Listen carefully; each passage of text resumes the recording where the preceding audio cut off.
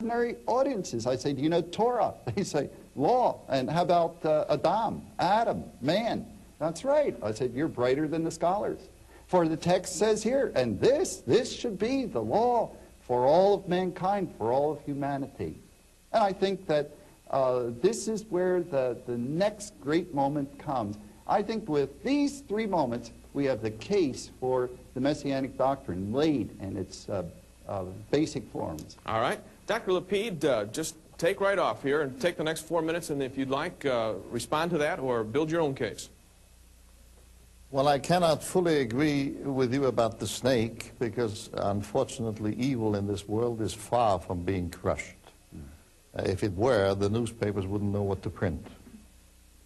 And the TV stations wouldn't know what to transmit because most of it is evil. And we live in a, unfortunately, all too palpably unredeemed world, you and I. But if you come to Abraham, agreement with you is much easier.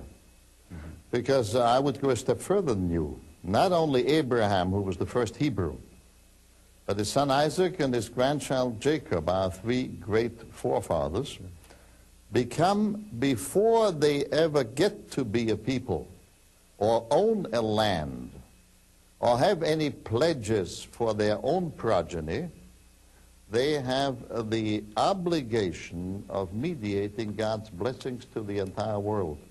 And the three sayings for all the three forefathers tally with a few small differences we don't have to go into, but universalism is implanted in them before there is such a thing as the Jewish people at all.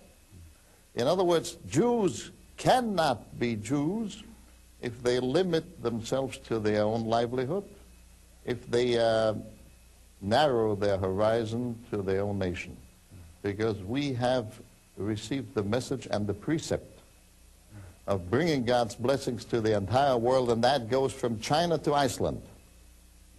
And as long as we don't fulfill that divine commandment, we are not yet fully grown Jews. As to David, I couldn't agree more. The dynasty of David, 1,000 years before Jesus, and obviously you have Jesus in the back of your mind, he would be included in that prophecy which has no time limit. To thee and thy house and thy son. Of course, if I take it literally, his son is just the king after him, Solomon. But that's preposterous, because in Hebrew parlance, as we both know, by son progeny is meant almost timelessly, and therefore the Nathan prophecy, as the theologians call it, give this David, who is far from being a paragon of virtues, but God chose him, and God is free to choose whom he likes. He will not bow to theological rules. Thank God for that. That's true. He chose this David, with all his virtues and his vices, to become the bearer of God's blessing and the continuer of the handing on of this blessing through his dynasty, through Jesus, if you like, to mankind. I agree here. I don't think we have to quibble. Okay. Yep. Dr. Kaiser, respond back. Oh, I like that. I think we're working together here. I believe that that's exactly correct. The Abraham, Isaac, and Jacob sequence there is a repetition of the same word that was given to Abraham. In fact, they become the first installments on the fulfillment. For when Abraham looks to see all that God is going to do for the ages that lie in the future, that surely he is unaware of in terms of how much distance or what the gapage is there, surely when he saw Isaac that was born, there was kind of the down payment, the kind of Whitman's box of samplers on the big box of chocolates that is to come. This was earnest money on what God was going to do in the future. So I do like that. And if I sense what we were saying here, yes, the son is a progeny. It is a whole series. So we would have to have little loops connecting them as they point toward the grand Messiah that is to come in the future. And when we spell out these, as it were, peaks that are here, I'm kind of embarrassed because already there are so many texts that we are not touching.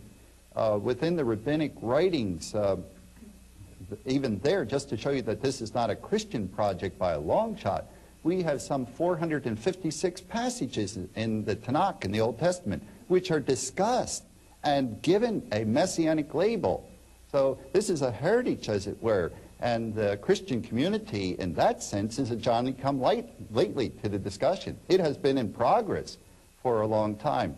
But still, these are some very, very key passages, and I do agree. All right, we're going to take a break here, but Dr. Lapide, you still believe the Messiah is coming. Is that not true? Yeah. All right.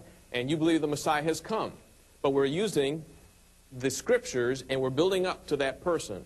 Dr. Lapide just believes that it is not fulfilled in Christ. And you believe that what? Jesus Christ is the one who, as a matter of fact, will fit the evidence for all of these expectations. All right, we're going to press that case in just a little bit of time, and stick with us. We'll be right back.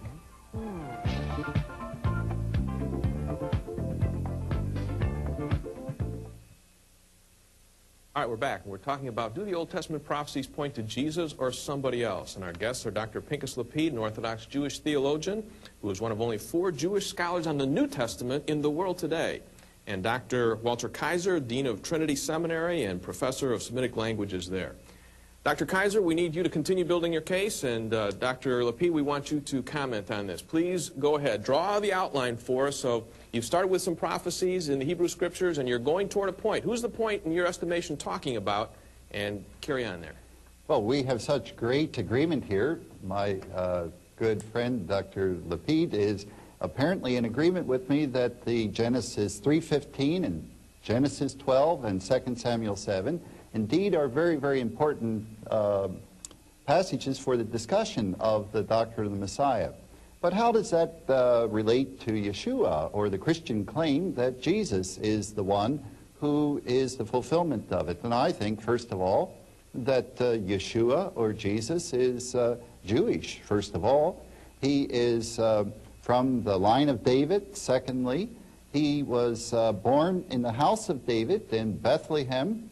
And we're only beginning to start to roll up the claims, because there are some, again, 400 passages which give very, very specific details of the person and work and ministry and life of this particular one. Well, let's go to perhaps the one that is most sensational of all, and the one I think that Dr. Lapide rather hinted at the beginning, and that is, if he is indeed the Messiah, if this Yeshua is, as we Christians claim, the Messiah, then why is there not peace in the world today? I think that was one of the issues here.